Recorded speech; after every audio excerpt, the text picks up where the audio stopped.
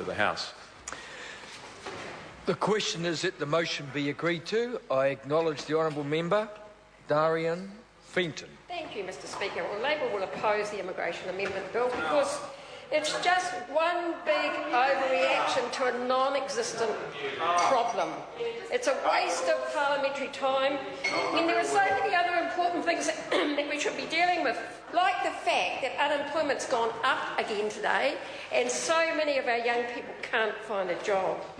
It's being rushed through. I don't understand why it's first reading.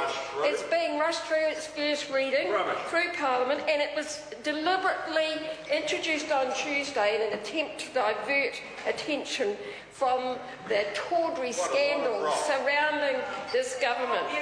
And those tawdry scandals extend to immigration and any other piece of legislation which this government thinks they can put up for sale to the highest bidder. The government is determined to divert attention from the real issues by talking up what they believe is a populist move, while at the same time they won't front up on the real immigration issues. Firstly, there's the secret deal done with Warner Brothers that we learned about on Friday to water down immigration rules for our film and video production industry. And despite special deals and favours to Warner Brothers, this government's done nothing to ensure the growth of our film industry can result in New Zealand jobs.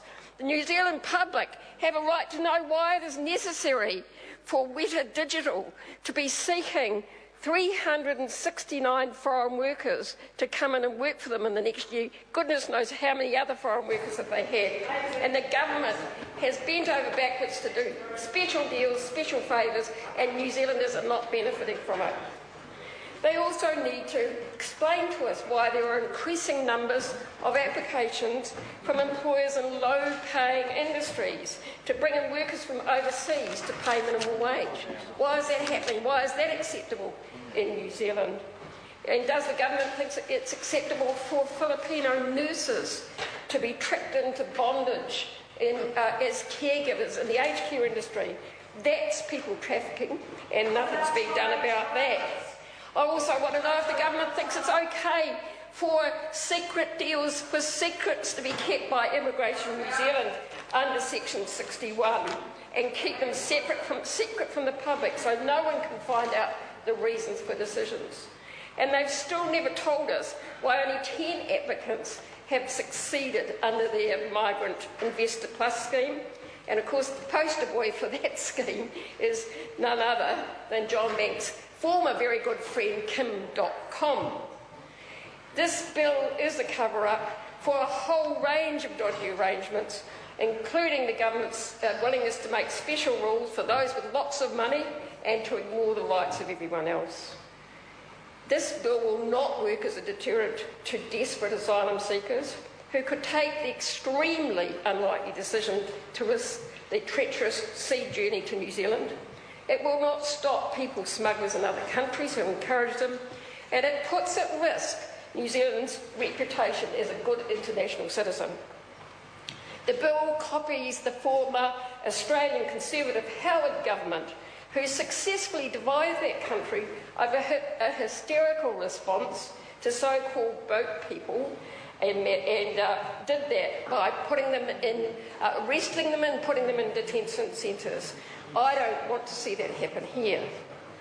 The Minister mentioned the 10 asylum seekers who had fetched up in Darwin, who, by the way, would not be covered by this bill because it's 10 or more, it's 11 or more, who said they were considering making the long journey to New Zealand, the very hazardous trip to New Zealand.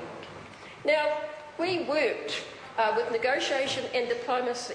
Our officials worked with the Australian government to dissuade those people from attempting the journey on the grounds that it was dangerous and they would likely not succeed.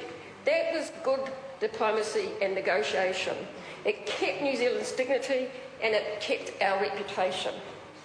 But in a short space, we've gone from worrying about the potential for 10 asylum seekers from Darwin coming to New Zealand to legislating for the possible arrival of 500. Now, how did that happen? New Zealand is one of the most geographically isolated countries in the world, and we are never going to be swamped by mass arrivals. The regulatory impact statement from the Department of Labour actually admits that. Quote, "It is not possible to quantify exactly when or what the likelihood of a mass arrival occurring is in the future or when it could occur. It is also not possible to be sure about the characteristics of the people involved in any event." So the government bases this bill on the assumption that 500 people would be involved in a mass arrival, when there's never been a real threat to New Zealand's borders of 500 people turning up on a boat seeking asylum. Now, we're not saying, Labour isn't saying we shouldn't have a plan for the very unlikely event of a mass arrival in our borders, but it should be based on reality and the decent practices for which New Zealand has earned an international reputation. Locking up asylum seekers who are desperate to find a place of safety simply does not work as a deterrent, and Australians' experience should tell us that. I never want to see asylum seekers in New Zealand locked up behind fences, holding up signs, going on hunger strikes, committing suicide, and becoming a political football in the way that it has in Australia. The bill proposes mandatory detention for 6 months, which is horrific, with the possibility of ongoing detention. That will also come at a cost to our reputation, but it's going to cost the New Zealand taxpayer. The Minister said, oh, we can lock them up in Māngere. Actually, there's been discussion about closing that centre, so the other alternative is to put them on some of our Devonport base. Now, I wonder how the member for North Shore will explain that to the nice people of Devonport, that they're going to have mass arrivals arriving at the naval base and being locked up.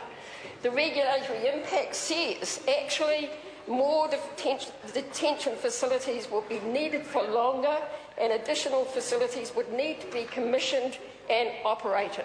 So in the extremely unlikely event that 500 people washed up on our shores, we're going to spend money and build more detention centres, and this is from a government that claims it's practising austerity. Another amendment in this bill would mean that a claimant's refugee status would be reassessed after 3 years. The Minister talked about that, with permanent residence not granted unless that reassessment is approved.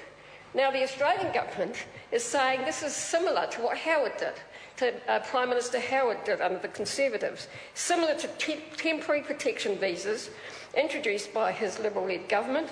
And they didn't work there, and they won't work here, and this is what the Australians are saying, because the overwhelming number of people who get temporary TPVs, temporary protection visas, actually have ended up as permanent residents in Australia, so it's hardly a deterrent.